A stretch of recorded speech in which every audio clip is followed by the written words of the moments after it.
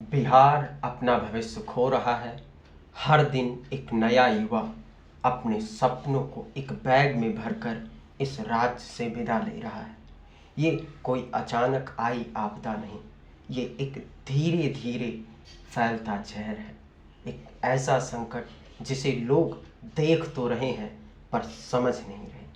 हम बात कर रहे हैं बिहार से हो रहे युवाओं के पलायन की।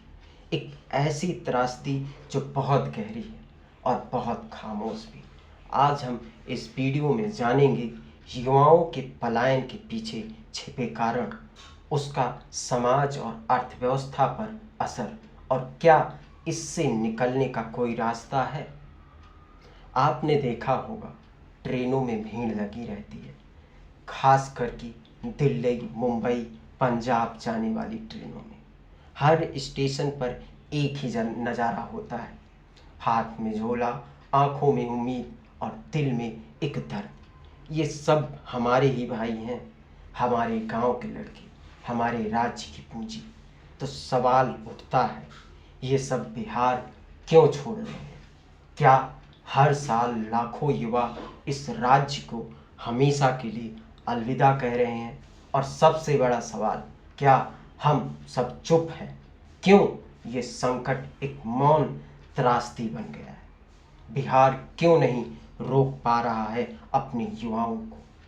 बिहार के सरकारी स्कूलों की हालत किसी से छिपी नहीं है। न पर्याप्त शिक्षक हैं, न पर्याप्त संसाधन।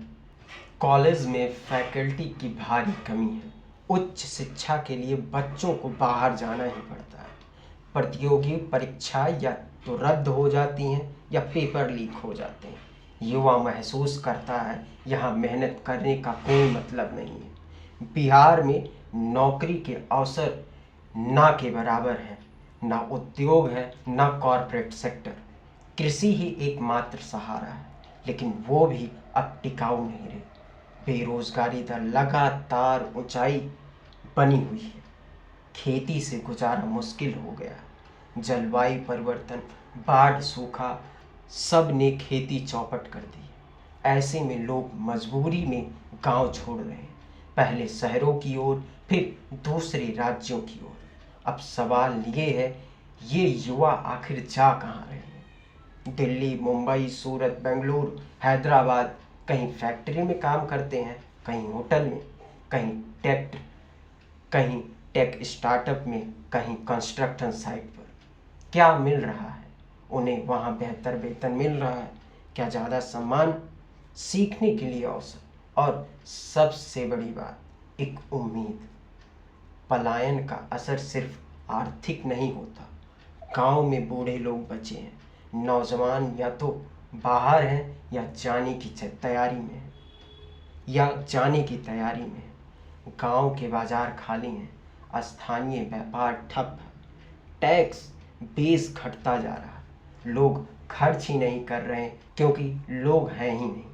समाज पर असर, माता पिता अकेले हो गए हैं, बच्चों से दूर, रिश्ते कमज़ोर हो रहे हैं, मानसिक तनाव बढ़ रहा है।